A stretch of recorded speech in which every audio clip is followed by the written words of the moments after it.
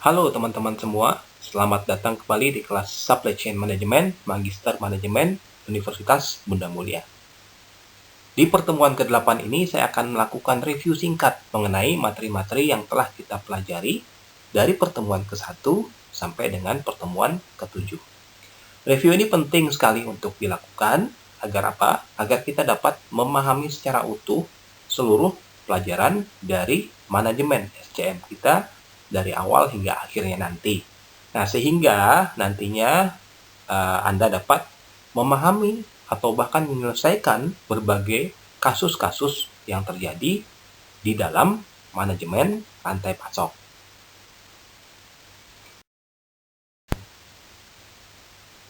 Slide ini ya berisi bagan yang menunjukkan perjalanan kita, ya, our journey. Yang pertama, Operation and Supply Chain Strategy.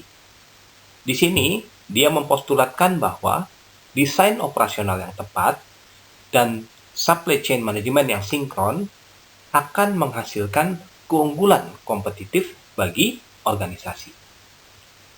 Keunggulan kompetitif dapat dilihat dari sisi harga, yaitu dengan terjadinya low cost. Perusahaan dapat menawarkan produk atau layanannya dengan harga yang paling unggul atau harga yang paling rendah dibandingkan dengan pesaing-pesaing lainnya. Atau keunggulan kompetitif juga bisa dilihat dari nilai yang diterima oleh pelanggan atau value. Ruang lingkup SCM terbagi atas dua kutub. Ke arah kiri kita sebut dengan hubungan dengan supplier. Orientasinya adalah efisiensi. Dan ke arah kanan, orientasinya adalah meningkatkan nilai.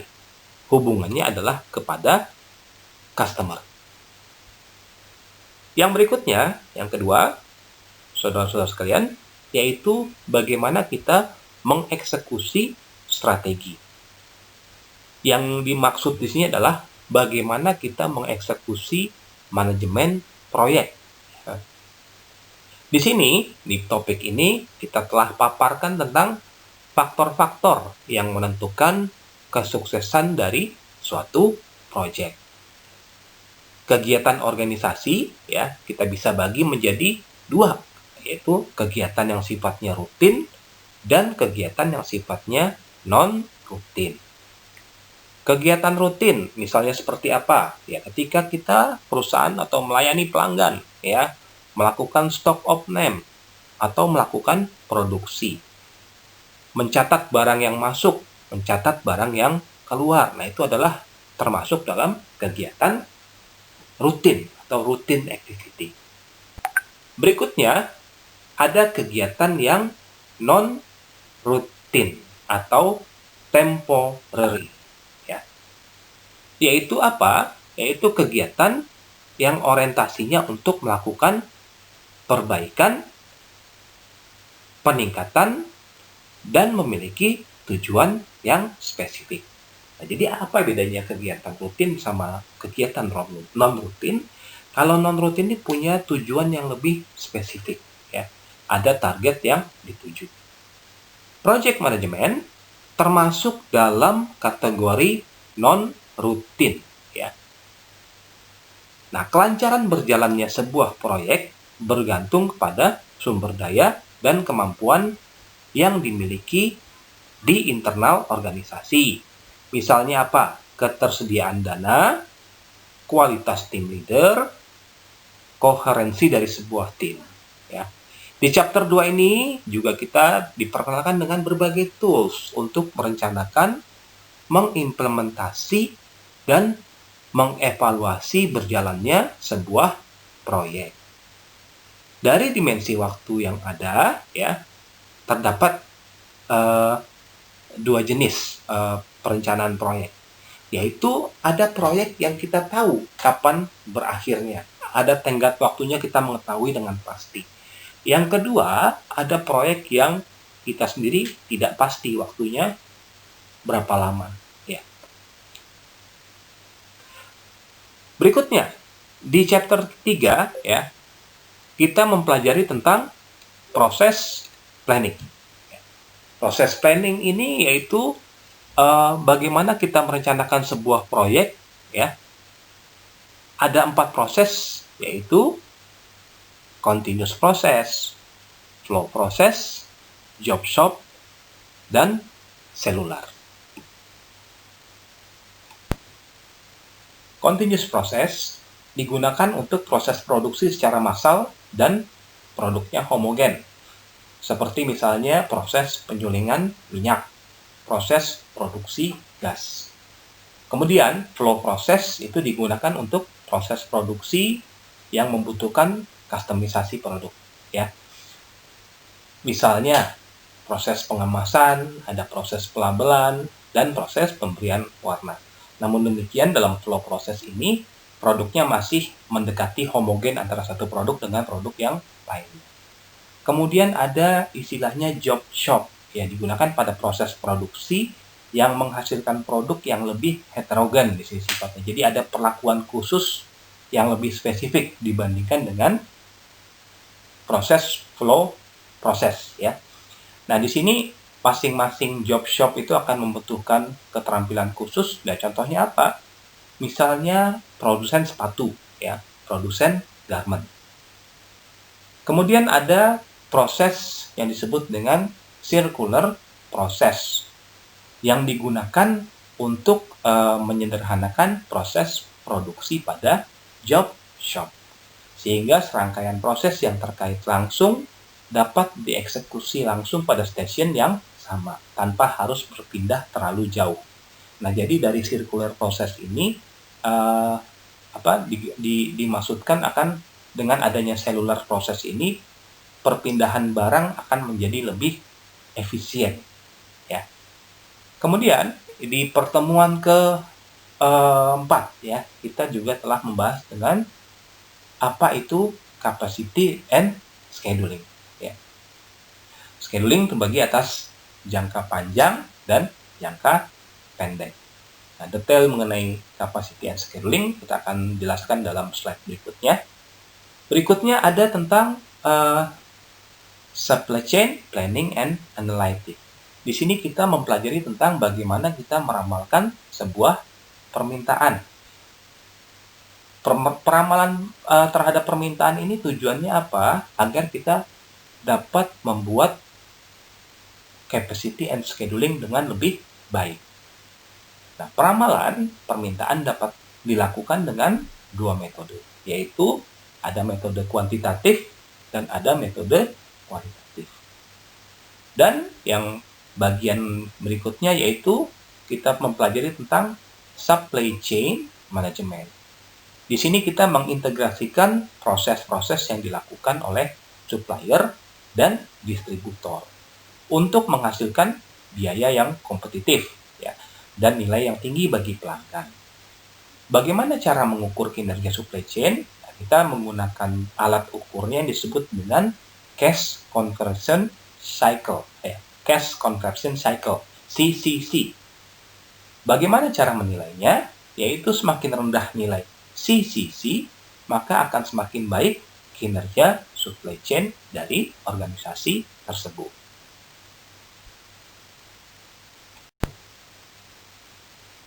Value, price, cost. Apa ketiga makna dari kata ini? Cost adalah biaya yang dikeluarkan oleh perusahaan untuk menghasilkan produk atau layanan. Semakin cakap perusahaan dalam membangun hubungannya dengan supplier, maka akan semakin efisien biaya produksi yang dikeluarkan oleh perusahaan. Biaya produksi bukan hanya sebatas biaya pembelian bahan-bahan baku. Akan tetapi apa? Ya. Biaya proses ini juga termasuk seperti biaya keagenan, ya. Misalnya seperti apa biaya keagenan tersebut? Misalnya pengecekan kualitas bahan baku. Ketika kita telah menjalin hubungan dengan pemasok dengan cukup lama, kita telah mengenalnya dengan baik, maka kecenderungannya pemasok itu tidak akan mengelabui kita sebagai pembelinya. Nah, jadi di sini sudah ada kepercayaan. Kepercayaan itu menimbulkan biaya yang lebih rendah, karena kita akan mengurangi biaya kontrol kita terhadap bahan baku. Bayangkan umpamanya Anda baru mengganti pemasok, Anda kan pasti akan lebih memberlakukan kontrol yang ketat terhadap supplier baru tersebut. Karena apa? Anda belum mengetahui kapasitasnya, Anda belum mengetahui kredibilitas supplier tersebut. Nah, dengan kita memiliki hubungan yang baik, hubungan yang lama, ya, hubungan yang berkelanjutan dengan pemasok kita akan mendapatkan harga yang bersaing, ya. Pemasok tidak akan mengelabui kita dari sisi harga dan juga tidak akan mengelabui kita dari sisi kualitas, ya. Kemudian faktor berikutnya yaitu price. Apa itu price? Price adalah harga jual produk layanan di pasar.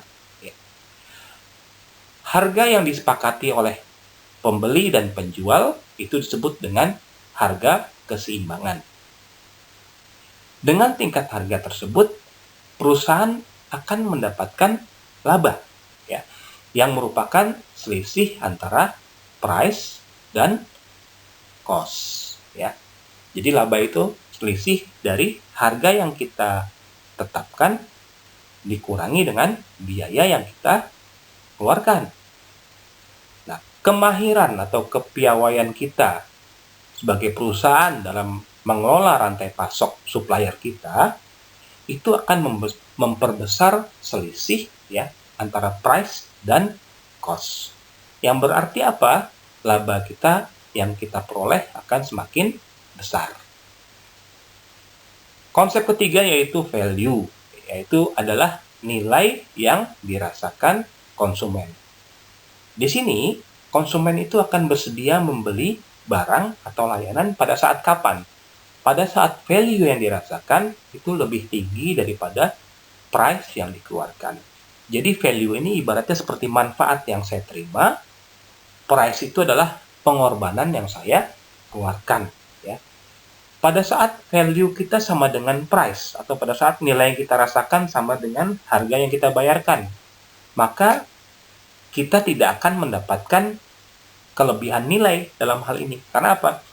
Value kita terima 100, harganya 100. Berarti selisih value dan price berarti 0, ya. 100 dikurang 100. Berarti kita tidak memperoleh nilai lebih dari produk tersebut, sehingga apa yang terjadi? Kita sebagai konsumen akan dengan sangat mudah berpindah ke produk yang lain.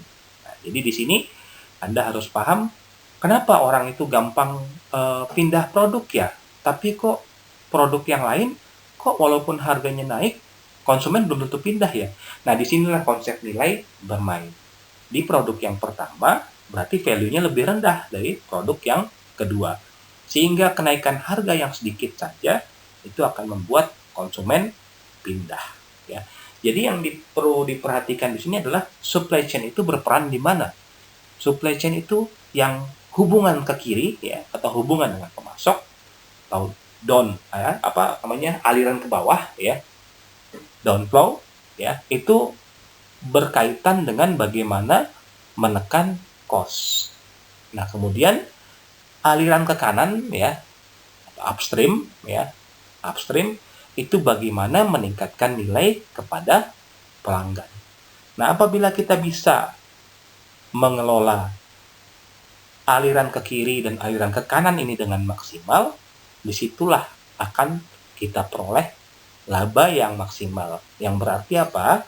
Daya saing perusahaan akan semakin tinggi.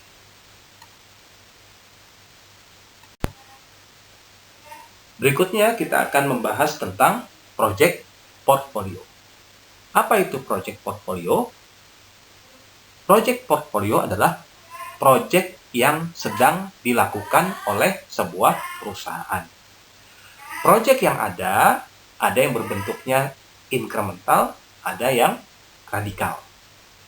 Incremental artinya melakukan perbaikan sedikit demi sedikit. Sementara kalau radikal itu perbaikan secara besar. Jadi di sini terjadi lonjakan. Perbaikan yang sifatnya incremental itu lebih mudah dilakukan daripada perbaikan yang sifatnya radikal. Kalau radikal ini kita menciptakan hal-hal yang baru yang sebelumnya tidak ada. Kalau incremental kita memperbaiki proses yang sudah ada. Begitu intinya. Manfaatnya, ya, dari manfaatnya, project portfolio ini dapat membantu kita untuk mengetahui seberapa cepat, ya, atau seberapa banyak project yang saat ini ditangani oleh perusahaan. Nah, kita lihat itu ada peta, ya, peta project portfolio. Di situ ada 4 kotak besar, ya. Kita lihat dulu kotak yang besarnya dulu. Yang di pojok kanan bawah itu adalah disebut dengan derivative project, yaitu project incremental yang perbaikannya sedikit demi sedikit, ya. Derivative project. Kemudian ada kotak yang paling besar, ya. Kotak paling besar itu disebut dengan platform project, ya. Di sini masih termasuk project incremental, cuman di sini perubahannya jauh lebih banyak dibanding yang derivatif. Kemudian ada kotak yang di atasnya yaitu breakthrough project. Breakthrough project ini sebuah project yang mendekati proses radikal, ya. Jadi di sini sudah banyak perubahan-perubahan yang dilakukan yang berbeda dengan sebelumnya.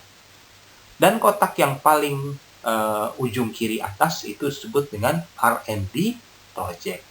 Nah, R&D project ini adalah bentuk project yang paling radikal, di mana di sini diketemukan sesuatu yang benar-benar baru yang belum ada sebelumnya. Dan ini jarang dilakukan perusahaan, ya, karena apa? Risikonya tinggi, memakan biaya besar, dan itu juga belum tentu berhasil. Itu disebut dengan R&D project. Nah, kemudian di dalam kotak-kotak tersebut kita bisa melihat ada lingkaran, ya, ada bulat-bulat dan ada peta. Nah, itu apa? Itu untuk membedakan mana proyek yang kita eksekusi sendiri, mana proyek yang kita bermitra dengan organisasi lain. Nah, di sini kita bisa melihat apa? Bahwa ternyata sebagian besar proyek yang kita lakukan adalah menggunakan sumber daya sendiri, ya. Ada berapa proyek? Ada 5 proyek. Itu terlihat dari 5 lingkaran situ, ya. 3 proyek berbentuk derivatif proyek. 1 proyek berbentuk perubahan platform. 1 proyek berbentuk breakthrough project. Dan kita punya 2 proyek yang dilakukan secara kolaborasi dengan perusahaan lain. Nah, dari proyek portofolio ini apa yang bisa kita pelajari? Bahwa kita telah banyak memiliki proyek yang sifatnya derivatif, tapi kita masih kekurangan proyek yang sifatnya breakthrough. Bahkan kita tidak mempunyai sama sekali proyek yang R&D.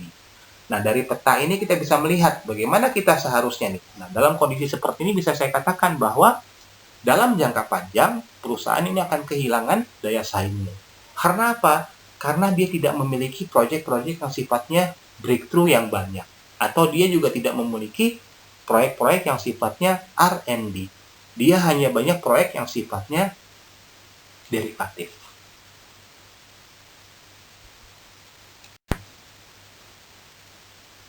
Langkah berikutnya yaitu proses planning. Diagram ini menggambarkan hubungan antar masing-masing proses terhadap karakteristik produksi masing-masing perusahaan, ya.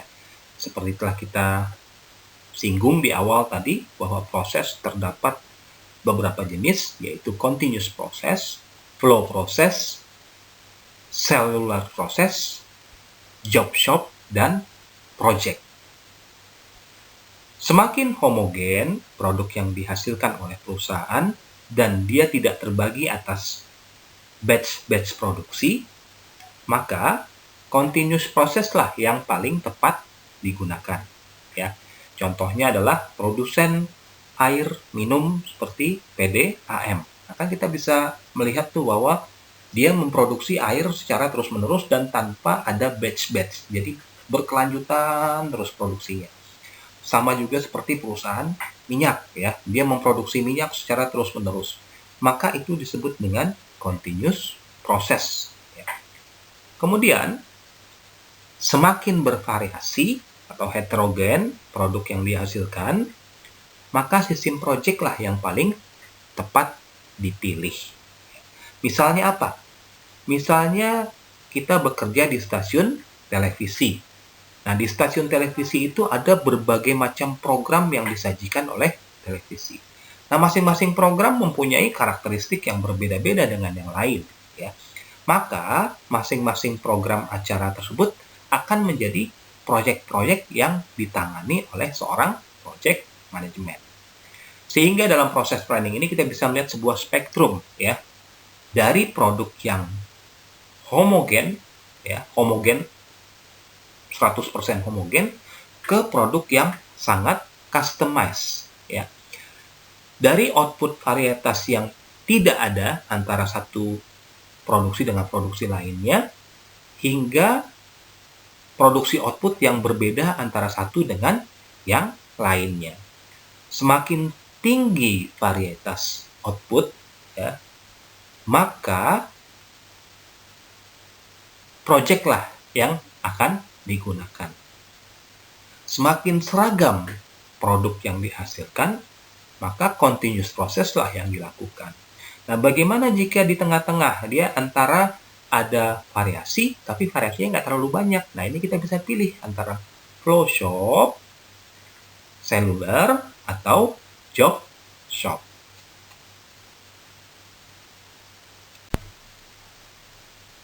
Selanjutnya, kita juga telah mempelajari mengenai capacity planning and scheduling, yang terbagi menjadi dua, yaitu long term dan short term.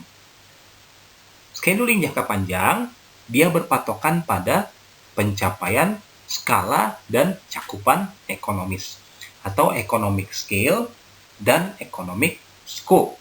Ya. Di dalam capacity scheduling, perlu diperhatikan rentang waktu di mana terjadinya kekosongan atau kepadatan produksi. Seperti kita lihat pada gambar, ya,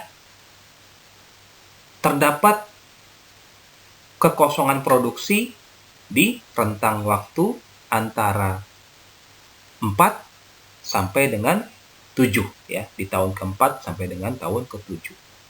Apakah kekosongan produksi itu tidak kita manfaatkan? Nah, kalau tidak kita manfaatkan, maka apa yang akan terjadi? Kapasitas produksi akan turun tajam, ya, turun tajam, berbentuk seperti jurang, ya, dan akan mulai naik kembali setelah tahun ke-5. Nah, di proses kenaikan ini akan terjadi learning curve dari awal kembali, sehingga proses produksi akan memakan biaya yang lebih tinggi dibanding tidak ada penghentian produksi. Makanya bagaimana solusinya? Rentang waktu yang berisi kekosongan permintaan tersebut digunakan untuk memenuhi produksi yang kita prediksikan akan mengalami kepadatan permintaan di masa yang akan datang. Jadi kita menjaga kestabilan produksi, ya. Karena apa? Kalau kita turun terlalu jauh, maka ibaratnya apa ya? Kita sudah lupa, ya. Udah berhenti, terus kita mau mulai produksi lagi, maka marginal cost-nya akan lebih besar dibanding kita menjaga ritme produksi, tidak turun terlalu jauh, itu marginal cost-nya akan lebih rendah. Nah, jadi kita perlu memprediksikan kapan terjadi kekosongan produksi dan kapan terjadi kenaikan produksi. Dan kita atur sedemikian rupa sehingga kapasitas produksi merata di sepanjang waktu. Masing-masing produk memiliki economic scope-nya di waktu-waktu yang berbeda, ya. tergantung musim. Nah, terdapat kekosongan di mana dan terdapat kepadatan permintaan di mana. Dan ini harus diantisipasi dengan mengisi produksi-produksi yang kemungkinan akan melonjak permintaannya di periode yang akan datang. Berikutnya adalah capacity planning dan scheduling untuk jangka pendek. Pada kapasitas perencanaan jangka pendek, yang kita perlu lakukan adalah mengantisipasi terjadinya bottleneck atau kemacetan ya, yang memperlambat aliran produksi. Dengan adanya bottleneck, waktu produksi akan dihitung berdasarkan waktu terlama yang menjadi bottleneck. Katakanlah, misalnya dalam memproduksi sebuah raket, ya, bisa dilihat pada sebuah gambar, di mana bahan baku harus melewati 4 mesin, A, B, C, D. Nah, kalau kita lihat sepintas, total waktu untuk menghasilkan satu raket adalah 4 menit, ditambah 3 menit, ditambah 10 menit, ditambah 2 menit. Demikian bukan? Jadi totalnya adalah 19 menit. Namun perlu kita teliti lebih lanjut bahwa ada mesin C yang prosesnya paling lama di antara mesin-mesin yang lainnya, yaitu 10 menit. Maka, apabila dilakukan produksi secara berkelanjutan, yang terjadi bagaimana? Yang terjadi adalah waktu memproduksi satu raket bukan 19 menit, tapi menjadi 4 dikali 10 menit atau 40 menit. Mengapa demikian? Karena ketiga mesin itu harus tetap menunggu selesai mesin C agar dapat melakukan proses berikutnya. Ya, jadi di sini terdapat tambahan waktu ya menjadi 40 menit yang secara sepintas kita lihat 19 menit, tapi kenyataannya adalah 40 menit. Itu karena apa? Karena adanya bottleneck di mesin C. Ya. Nah, hal ini terjadi karena setiap raket yang dihasilkan harus menunggu selesainya proses di mesin C. Antrian akan terjadi di mesin C. Nah, untuk meningkatkan waktu proses, maka dapat ditambah satu mesin C. Sehingga proses di mesin C kini dapat dilakukan di 2 mesin. Ya. Apa yang akan terjadi? Ya, berarti beban di mesin C akan terbagi 2. Dengan adanya 2 mesin, ya, maka output yang dihasilkan dalam 10 menit sekarang menjadi 2. Sehingga waktu proses jadi terbagi 2. Dari 10 menit menjadi 5 menit. Demikian. Jadi bottleneck bisa diatasi dengan apa? Membagi jalur menjadi 2 jalur.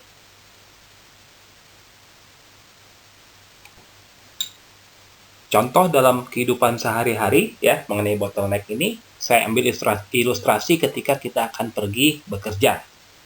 Misalnya, kita pergi bekerja jam 6 pagi, ya, maka biasanya kita sudah sampai di kantor jam 7. Berarti perjalanan waktu adalah 1 jam. Ya.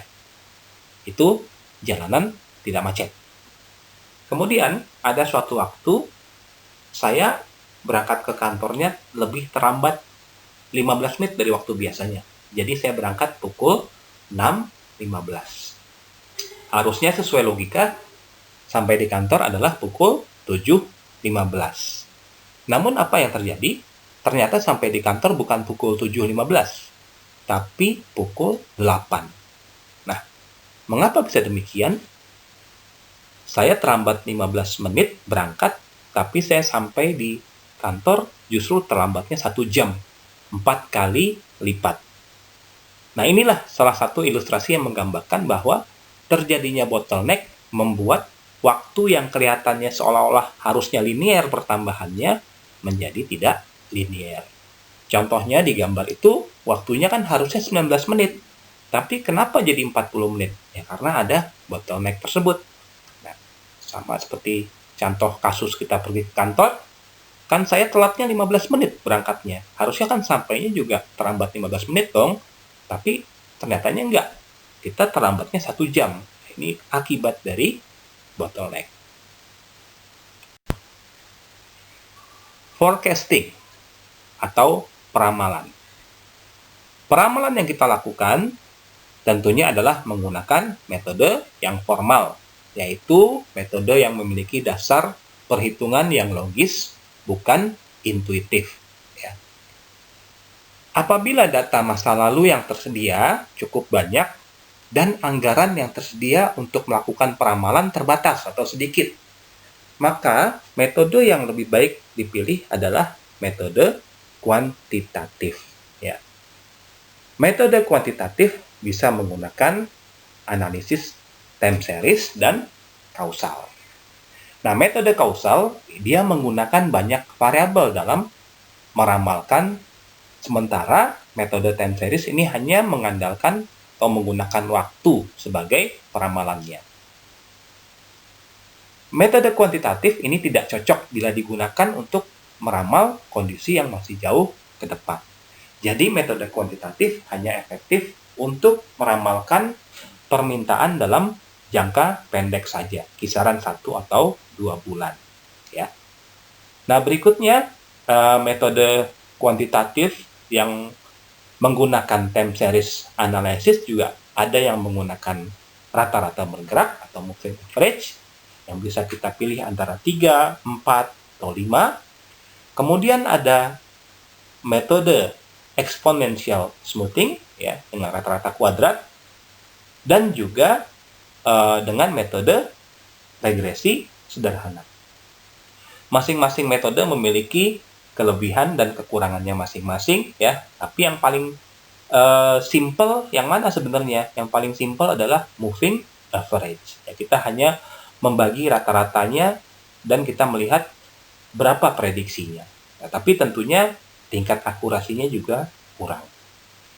Nah, kemudian apabila kondisi di mana ketersediaan data di masa lalu terbatas atau bahkan tidak ada, katakanlah kita ingin menghasilkan sebuah produk baru, kan nggak ada itu datanya, data historis penjualannya nggak ada. Dan kita memiliki anggaran yang banyak, dan kita leluasa untuk melakukan riset. Maka metode kualitatif lah yang lebih tepat untuk digunakan. Nah, metode kualitatif ini akan menghasilkan peramalan yang lebih baik, ya, dibandingkan dengan metode kuantitatif, ya. Dan dia bisa digunakan untuk meramal untuk kondisi yang lebih panjang, ya. Ada banyak metode kualitatif yang bisa dilakukan, misalnya survei, life cycle analysis, atau kita menanyakan kepada para ahli atau expert opinion, ya, atau dengan menggunakan DLP. Nah, sekarang apa sih gunanya peramalan itu? Mana yang lebih dulu? Peramalan atau perencanaan kapasitas? Kita tidak bisa membedakan mana yang lebih dulu, ya. Bisa jadi karena kita melihat kita meramalkan bahwa permintaan yang akan datang itu cukup besar, maka kita baru merencanakan kapasitas kita. Atau bisa jadi karena kita melihat kapasitas kita sekarang nih kelihatan overload, ya, sangat tinggi, ya. Maka ini kita gunakan untuk dasar forecasting kita di masa yang akan datang. Kita akan menaikkan jumlah estimasi kita dibanding dengan keadaan sebelumnya.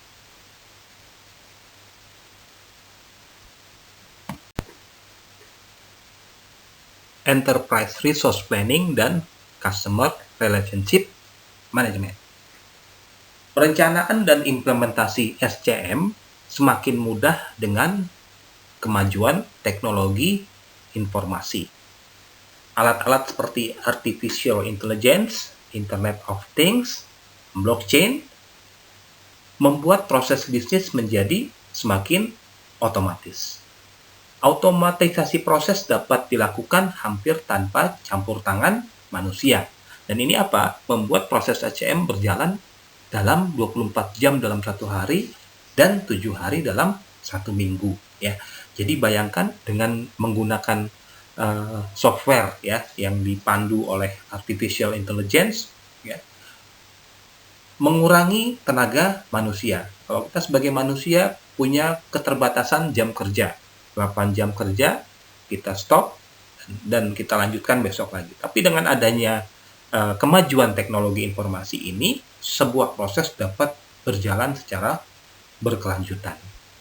Nah, penggunaan Enterprise Resource Planning ini menyatukan modul-modul SCM yang dapat dimanfaatkan oleh supplier, ya, customer, dan employer. Informasi ya terintegrasi dan sinkron di dalam satu kesatuan database. Informasi tersebut terpusat sehingga informasi yang disajikan lebih akurat dan lebih cepat.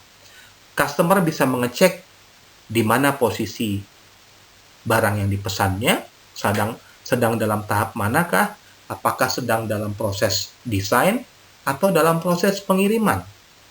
Sementara supplier pun juga bisa mengetahui bahan baku apa yang harus dia kirimkan kepada buyer. Nah, demikianlah dengan adanya kemajuan teknologi informasi ini, proses supply chain management akan semakin mudah.